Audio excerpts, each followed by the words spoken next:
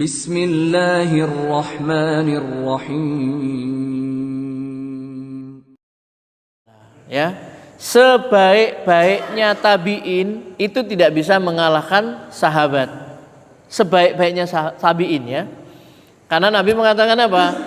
Khairun nas qarni. Sebaik-baik manusia itu adalah pada masaku. Tsummal ladina yalunahum. Kemudian setelah mereka, ya. Jadi sebaik-baik manusia adalah pada masaku. Siapa? Sahabat. Manusia pada masa Nabi itu sahabat. Tsummal ladina yalunahum. Kemudian masa sesudah mereka, yaitu tabi'in. Tsummal ladina yalunahum. Kemudian masa setelah tabi'in, yaitu tabi'ut tabi'in. Sahabat, tabi'in, tabi'ut tabi'in. Mereka ini yang dikenal dengan salafus sholih. Jadi salafus sholih itu adalah sahabat, tabi'in, tabi'ut tabi'in. Ya, begitu. Jadi Bapak Ibu yang dirahmati Allah Subhanahu wa taala, setiap muslim ya itu pasti mencintai para sahabat Nabi sallallahu alaihi wasallam. Malah bermasalah, perlu dipertanyakan keimanannya, akidahnya ya. Kalau ada orang Islam tapi kok benci kepada sahabat, itu perlu dipertanyakan. Kok bisa gitu loh? Uang ini sahabat yang dicintai Rasulullah, yang ikut menyertai Rasulullah SAW dalam suka dan duka menyebarkan Islam. Kok bisa sahabat ini dibenci gitu loh? Sedangkan Allah ridho kepada mereka. Mereka juga ridho kepada Allah. Nah, maka jangan sampai ada di dalam diri kita kebencian kepada sahabat-sahabat Nabi SAW. Kenapa? Karena mereka itu kekasih-kekasih Nabi. Nabi mencintai mereka. Ya, begitu. Bapak Ibu yang dirahmati Allah Subhanahu wa taala, ya.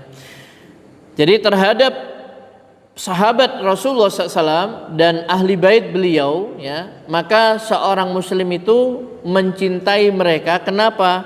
Karena kecintaan Allah Subhanahu wa taala dan Rasulullah SAW kepada mereka. Karena Allah dan Rasul cinta kepada mereka, maka kita umat Islam ini wajib mencintai mereka, mencintai siapa yang dicintai oleh Allah dan Rasulnya. Ya, Allah Subhanahu Wa Taala mengabarkan bahwa Dia mencintai para sahabat itu dalam surah Al-Maidah ayat 54. Fasaufa ya'tillahu biqaumin yuhibbuhum wa yuhibbunah. Adillatin alal mu'minina aizzatin alal kafirin yujahiduna fi sabilillah wala yakhafuna laumata laim. Maka kelak Allah akan mendatangkan satu kaum yang Allah mencintai mereka dan mereka pun mencintainya, yang bersikap lemah lembut terhadap orang-orang mukmin dan bersikap keras terhadap orang-orang kafir, yang berjihad di jalan Allah dan tidak takut kepada celaan orang-orang yang suka mencela. Ya, jadi Allah akan mendatangkan kaum yang Allah mencintai mereka, mereka pun juga mencintai Allah, yang bersikap lemah lembut ya kepada orang-orang yang mukmin. Ya, jadi mereka memiliki sifat apa? Mereka cinta kepada Allah dan mereka lemah lembut terhadap orang-orang yang beriman dan bersikap keras tegas kepada orang-orang kafir. Ya, tegasnya di sini adalah apa? Dibatasi oleh Allah SWT, lakum dinukum waliyadin, bagimu agamamu, bagiku agamaku, begitu ya. Bukan keras tegas kemudian langsung kalau bertemu dengan mereka langsung mungkin dipukul atau apa, enggak. Rasulullah tidak pernah mengajarkan seperti itu. Rasulullah SAW tidak pernah mengajarkan berbuat aniaya ya atau melakukan kedzaliman kepada orang-orang yang tidak mau mengikuti ajaran beliau. Silahkan, tidak apa-apa, tetap beragama Yahudi, tetap beragama Nasrani, hidup rukun di Madinah. Pokoknya tidak boleh saling mengganggu, saling menghormati ya. Jadi mereka mau melaksanakan ajaran agamanya, silahkan, tidak boleh diganggu ya. Kaum muslimin tidak boleh mengganggu, tidak boleh menyakiti mereka ya, seperti itu. Baik, Bapak Ibu yang dirahmati Allah Subhanahu wa taala, kemudian Nabi SAW bersabda, bertakwalah kalian pada Allah, bertakwalah kalian kepada Allah ya, atau takutlah kalian kepada Allah, takutlah kalian kepada Allah terhadap hak-hak para sahabatku. Janganlah kalian menjadikan mereka sebagai sasaran dalam cacian dan cercaan sepeninggalku. Siapa yang mencintai mereka, maka dengan kecintaanku aku pun mencintai mereka. Dan barang siapa yang membenci mereka, maka dengan kebencianku aku pun membenci mereka, yang membenci sahabat-sahabatku. Barang siapa yang menyakiti mereka, sungguh ia telah menyakitiku. Barang siapa menyakitiku, berarti ia telah menyakiti Allah. Dan barang siapa yang menyakiti Allah, hampir saja Allah akan menyiksanya. Hadis riwayat At-Tirmidzi. Ini hadis hasan, ya, dihasankan oleh At-Tirmidzi. Jadi Nabi berpesan, ya, kepada para sahabat, ya. Berpesan kepada para sahabat. Ingat, Nabi berpesan kepada sahabat terhadap siapa? Hak-hak sahabat yang senior, yang lebih dahulu masuk Islam, ya. Hendaklah kalian bertakwa kepada Allah, takutlah kepada Allah terhadap hak-hak para sahabatku. Jangan kalian menjadikan mereka sebagai sasaran cacian, cercaan sepeninggalku. Siapa yang mencintai mereka, maka dengan kecintaanku aku pun mencintai mereka. Jadi kalau kita ingin mendapat cintanya Rasulullah, salah satunya adalah kita mencintai sahabat-sahabatnya Rasulullah Sallallahu Alaihi Wasallam. Ya kan? Gimana? Kita ngaku cinta kepada Nabi, tetapi kita membenci orang yang dicintai oleh Nabi. Gak nyambung, ya? Gak nyambung, ya. Kita mencintai Nabi, tapi kita membenci orang yang dicintai oleh Nabi Sallallahu Alaihi Wasallam. Ya, yang benar bagaimana? Kalau kita cinta Nabi, siapa orang-orang yang dicintai oleh Nabi, ya kita mencintai. Ya kan begitu, ya. Siapapun yang membenci mereka, maka aku pun membenci mereka. Siapa yang menyakiti mereka, sungguh ia menyakitiku. Jadi orang yang membenci sahabat itu menyakiti Nabi Sallallahu Alaihi Wasallam. Ya. Ini Nabi punya sahabat. Nabi ini cinta kepada sahabat. Siapa yang menyakiti sahabat, berarti dia menyakitiku. Tapi kalau Rasulullah SAW mencintai para sahabat, maka siapa yang mencintai sahabat berarti dia mencintai Nabi. Siapa yang membenci sahabat berarti dia menyakiti Nabi. Kalau menyakiti Nabi berarti menyakiti Allah. Intinya apa?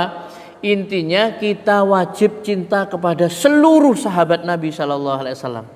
Dan ini adalah akidah Ahlussunnah wal Jamaah. Wajib mencintai semua sahabat Nabi. Kemudian bagaimana ketika mereka terjadi perselisihan? Apa kata Imam Ahmad bin Hanbal? Ketika terjadi perselisihan di antara para sahabat, sikap daripada Ahlussunnah wal Jamaah ini adalah tawakuf. Tawakuf itu diam, tidak mengangkat yang satu kemudian merendahkan yang lainnya. Ya, kita tetap diam, kita menghormati mereka semuanya, dan mereka semua adalah orang-orang yang adil. Allah ridho kepada mereka.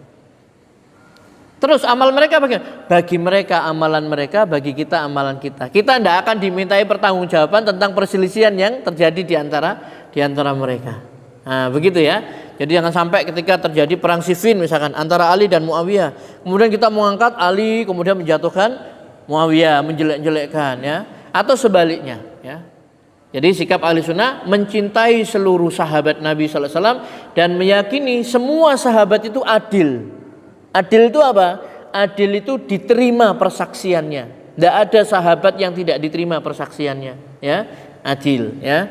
Dan para sahabat itu semuanya adalah radhiyallahu anhum. Allah ridho kepada mereka, ya. Kemudian yang berikutnya, beriman bahwa mereka memiliki keutamaan atas orang lain di antara kaum mukminin dan kaum muslimin, berdasarkan pujian dari Allah Subhanahu wa taala kepada mereka, ya. Jadi Pak, kalau ditanya lebih utama misalkan mana antara misalkan sahabat Nabi Shallallahu alaihi wasallam dengan misalkan ini, ya, para ulama atau para wali dan lain sebagainya, tetap yang utama adalah para sahabat, ya. Jadi jangan sampai ada yang mengatakan maksudnya, oh ini saya fulan ini lebih utama daripada Abu Bakar As-Siddiq karena dia begini. Tidak ada orang yang lebih utama daripada sahabat, ya. Sahabat itu tetap lebih utama. Sedangkan ulama-ulama tabi'in saja yang mereka itu tekun dalam ibadah, wara', zuhud, Mereka mengatakan apa? Sesungguhnya kalau kita berada di tengah para sahabat, ya, tak ubahnya kita ini seperti pencuri saja. Ya. Mungkin dari sisi amal mungkin banyak mereka, dari sisi mungkin ilmu dan lain sebagainya. Tapi rasa takutnya kepada Allah Subhanahu Wa Taala, ya, rasa zuhudnya terhadap dunia, lebih mengutamakan akhirat, itu tidak bisa dikalahkan para sahabat ini. Lebih takut, lebih taat kepada Allah Subhanahu Wa Taala daripada yang lain. Sahabat itu tidak mikir-mikir, Pak. Kalau menjalankan perintah Allah itu tidak mikir-mikir. Ya. Sahabiah juga begitu. Sahabiah dulu kan tidak menutup misalkan auratnya, ya, tidak menutup. Belum turun perintah untuk berjilbab, ya, menutupkan kerudung dan sebagainya. Begitu turun ayat, langsung mereka ini mengambil kain-kain itu. Itu bedanya sahabat dengan kita. Kalau mereka itu bersegera dalam kebaikan dan mereka rela meninggalkan kesenangan-kesenangannya untuk melaksanakan perintah Allah. Jadi taatnya itu luar biasa. Pokoknya wis 86, Pak, ya. Siap gitu ya. Apa kata Allah? Siap. Sami'na wa ta'na. Kita sih mikir-mikir. Harus bayar zakat. Zakat napiro ngene dan sebagainya. Misalnya begitu ya. Dan lain sebagainya, ya. Kurban 1,5 juta, 3 juta beli kambing, ya. Mikir, ya. Tapi kalau misalkan beli sesuatu, beli sepeda, misalkan beli apa dan lain sebagainya, bisa, ya. Bapak Ibu yang dirahmati Allah Subhanahu Wa Taala, Allah katakan apa? Orang-orang yang terdahulu lagi pertama-tama masuk Islam dari golongan muhajirin dan ansor, dan orang-orang yang mengikuti mereka dengan baik, Allah ridho kepada mereka dan mereka pun ridho kepada Allah. Dan Allah menyediakan bagi mereka surga-surga yang mengalir sungai-sungai di dalamnya, mereka kekal selama-lamanya. Ya, itulah kemenangan yang besar.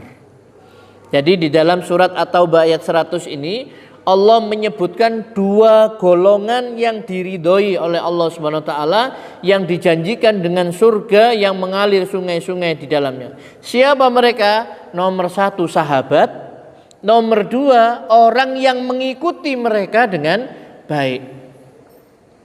Jadi kalau kita ingin mendapat ridha Allah, ya berarti kita harus mengikuti mereka, ya, mengikuti para sahabat tadi itu, ya, begitu.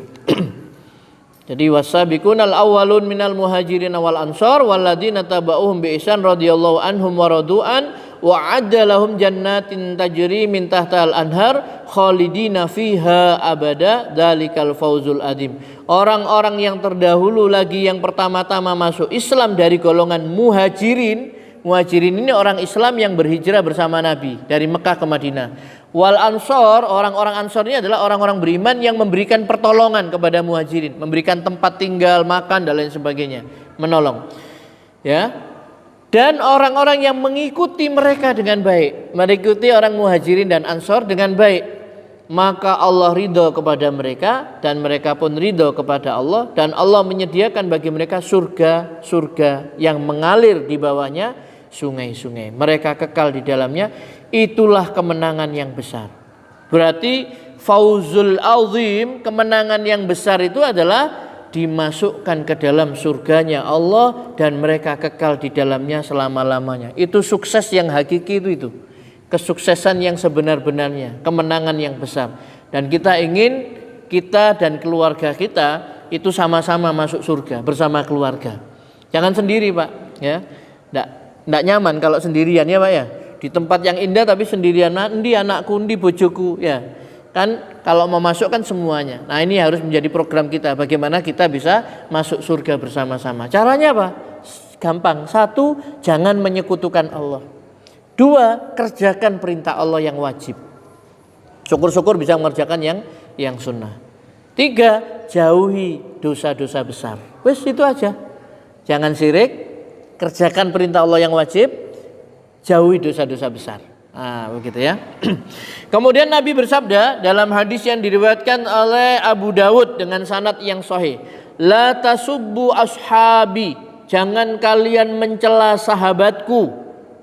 Fa inna ahadakum law anfaqa mithla uhudin dahaban ma balagha mudda ahadihim wala nasifah. Karena sesungguhnya jika salah seorang dari kalian berinfak emas sebesar gunung Uhud, niscaya tidak akan mencapai 1 mud sedekah mereka, tidak juga separuhnya. Ini Nabi mengatakan kepada sahabat-sahabat yang masuk Islamnya itu akhir-akhir, Pak ya. Nah, seperti itu. Seperti ini Khalid bin Walid pernah bertengkar dengan Abu Dzar Al-Ghifari. Khalid bin Walid pernah bertengkar dengan Abu Dzar Al-Ghifari. Kemudian manusiawi, sahabat juga pernah salah.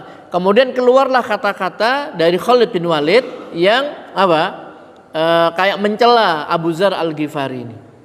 Kemudian Rasulullah SAW mengatakan, jangan kalian mencela sahabatku, karena sesungguhnya kalau kalian berinfak emas sebesar gunung Uhud, itu tidak akan bisa mencapai 1 mud sedekah yang mereka lakukan, tidak juga separuhnya. Ini sama-sama sahabat, kan Khalid bin Walid itu kan sahabat, ya. Nah, bagaimana kalau bukan sahabat, ya? Jadi jangan sampai kita menyakiti para sahabat, kita mencintai mereka. Kalau disebut nama mereka kita doakan radhiyallahu an, semoga Allah meridhai mereka, ya, seperti itu.